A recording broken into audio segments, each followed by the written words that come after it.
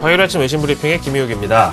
자, 미국에서 오늘 새벽에 보니까 지수는 상승 마감을 했는데 경제지표는 안 좋았다는 거죠. 도대체 이런 역설적인 반응은 또 한 번 어디서 나온 건지, 이제는 뭐 우리가 학습 효과에 따라서 당연히 지표가 안 좋을수록 연준 양적 완화에 대한 연장 기대감이 커진다, 이렇게 아전 인수격의 투심을 읽을 수가 있는데요. 여러 가지 지표 중에서 먼저 5월 자동차 판매량 보시고 그 다음에 경제지표로 쭉 넘어가서 시장 반응, 외환시장까지 체크해보기로 할까요? 미국의 5월 자동차 판매 현황, 월스트리트 저널에서 잘 정리를 해놨더라고요. 일단 뭐 보시면은 휘발유 가격이 계속 지금 저공 비행을 하고 있기 때문에 자동차 판매에 우호적인 환경이라는 얘기고요. 5월 자동차 판매가 토탈 5.7% 증가를 기록했네요. 미국 전체 평균이 이렇고요. 그 다음에 사이즈별로 보니까 아예 소형차가 10.5% 증가, 그 다음에 럭셔리카, 우리말로 고급차가 12.1% 증가하면서 평균을 아웃퍼폼 했고요. 대신에 대형차가 79% 마이너스인데, 이거는 약간 월간 변동성으로 밑에서 좀 설명을 드리겠습니다. 그래서 어쨌든 소형차 아니면 럭셔리가 잘 팔렸다. 미국의 5월 자동차 판매는 좀 양극화가 일어났다고 할까요? 우리나라랑 좀 이것도 비슷하지 않나요? 그 밑에 탑20 차종해 보시면은 우리나라 현대 엘란트라가 13위, 소나타가 18위를 기록했는데요. 근데 사실 우리 현대 기아차 한창 잘 나갈 때는 한 5위권 안에도 들고 뭐 20위권 내에 한 5개 차종이 랭크됐을 때도 있었는데, 이번에는 좀 이렇게 하위권에 2개 겨우 들어갔고요. 대신에 혼다, 도요타, 닛산 등 일본 차가 이 탑20 중에 8개를 차지하면서 이번에는 일본 차가 좀 치고 나갔다는 게 약간 좀 격세지감이라고 할까요? 좀 씁쓸하다고 봐야 되겠죠. 그 밑에 메이커별 판매량을 봐도 현대차 2% 늘었고 기아차 1.1% 증가에 그쳐서 앞에서 보신 5월 전체 미국 자동차 판매량 평균 5.7% 증가에는 훨씬 못 미쳤고요. 그 다음에 이 메이커별로 보니까 이번에 왜 대형차가 79% 줄었다는 변동성은 사브가 단종이 돼서 이제 이게 100% 마이너스 100% 줄었다는 거고, 그 다음에 스즈키가 또 일본 차가 이 미국에서 철수를 했는지 한 대도 안 팔렸고요. 그 다음에 밑에 보면 마이바흐 아시죠? 뭐 이건희 회장도 타고 윤사마도 타는, 길에 등장하면 막 모세의 기적처럼 차들이 양쪽으로 싹 뭐 피한다는, 이것도 역시 단종되면서 빵대. 또 이런 좀 월간 변동성은 일단 좀 이해를 해주시면 되겠고요. 대신에 우리나라 오늘 이제 자동차 업종에 대해서는 약간 좀 우려가 됩니다. 자, 앞에서 말씀드린 대로 미국의 경제지표는 상당히 안 좋았지만은 지수는 오히려 플러스 1%대 상승 마감을 했는데요. 지표가 도대체 얼마나 어떻게 안 좋았나, ISM 제조업 지수부터 한번 간단하게 보실까요? 이제 앞에서 내용을 홍승표 부장님께서 잘 정리해 주셨는데요. 일단은 요 ISM 제조업 지수 로고하고 이름만 봐서는 좀 되게 과학적일 것 같지만 실제로는 PMI랑 마찬가지로요, 상당히 아날로그식 심리지표 내지는 여론조사 형태의 서베이 결과입니다. 이것도 역시 50을 기준으로 해서요, 50 이상, 즉 긍정적으로 답한 사람의 비율이 절반이 넘으면 경기 확장이고, 반대로 50 미만이면은 경기 수축 국면으로 표시가 되는데, 보시다시피 5월 결과가 49를 기록했습니다.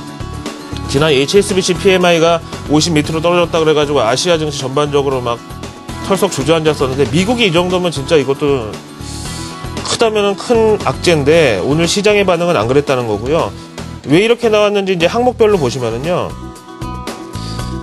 신규 주문하고 생산하고 그 다음에 요 미출하 재고량이 좀 많이 줄었잖아요. 5%. 이래서 이제 향후 기대감을 나타내는 선행 지표격의 이 항목들이 다 줄어들었다는 게 좀 안 좋다는 거고요. 그 다음에 고용도 0.1% 감소를 해서 아마 양적 완화 옹호론자들이 오늘 ISM 제조업 지표에서 제일 반겼던 건 아마 이걸 거예요. 일단 디렉션, 방향성은 증가를 기록하고는 있지만 둔화됐다는 게 이제 핵심이죠. 자, 그래서 그 밑에 또 보니까요, 늘어난 것도 있긴 있는데, 늘어난 건 뭐냐면은 재고량이 늘어났고요. 다음에 이제 커스터머 사이드, 다시 말하면은 이 소매 쪽에 이 재고량도 역시 1.5% 각각 증가를 했는데, 보통 원래 이제 재고량이 늘어나는 것은 향후 매출 증가에 대한 기대감으로 늘어난다고 정의 방향으로 볼 때도 있는데요. 이번 경우 같은 경우는 앞에도 보신 대로 신규 주문 줄었죠. 그 다음에 뭐 미출하 재고량도 줄었죠. 생산도 줄었는데 저렇게 재고가 늘어났다는 것은 전달에 만들어 놓은 게 잘 유통이 안 돼가지고 좀 적체 현상이 있었다, 좀 이렇게 해석이 가능하겠습니다. 다음 주택 관련 지표로 또 바로 넘어갈게요. 미 상무부 발표 자료 그대로 보시면은요, 4월 당시 건설 지출이 8,608억 달러를 기록해서 당초 전문가 예상치였던 1% 증가에 절반에도 못 미치는 0.4% 증가를 기록했습니다. 그 밑에 이제 업종별로 보시면은요,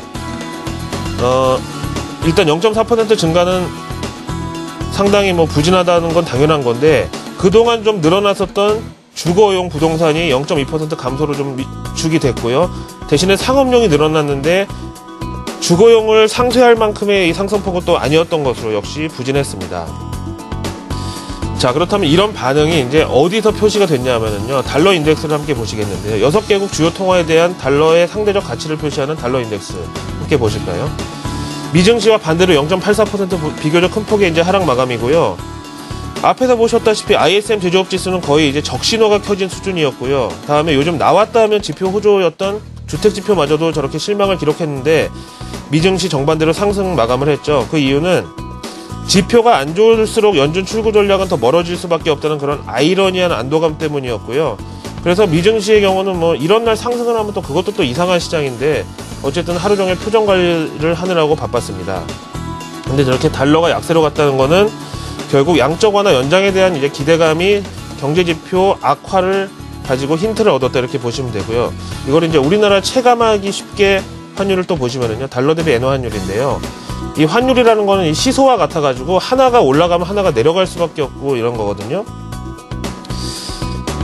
지금 보시는 대로 우리 증시 앞에서 보신 자동차 업종만큼은 조금 걱정이 되는데, 증시 전반의 분위기는 엔저 스트레스에서 모처럼 좀 벗어나는 하루를 보낼 수 있을 것으로 예상이 되고요.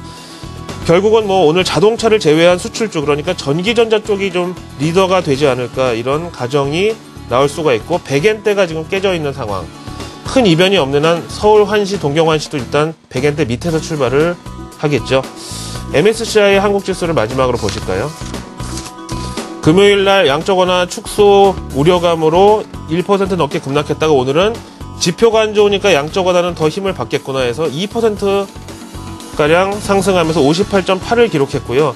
이제 이 정도면 우리나라 증시 오늘 반등에 큰 이상이 없을 것으로 보지만은, 일본 증시가 오늘도 문제인데요. 어저께 한 500엔가량 또 빠지면서 13,000엔 초반대에 갖다 걸쳐 있는데요.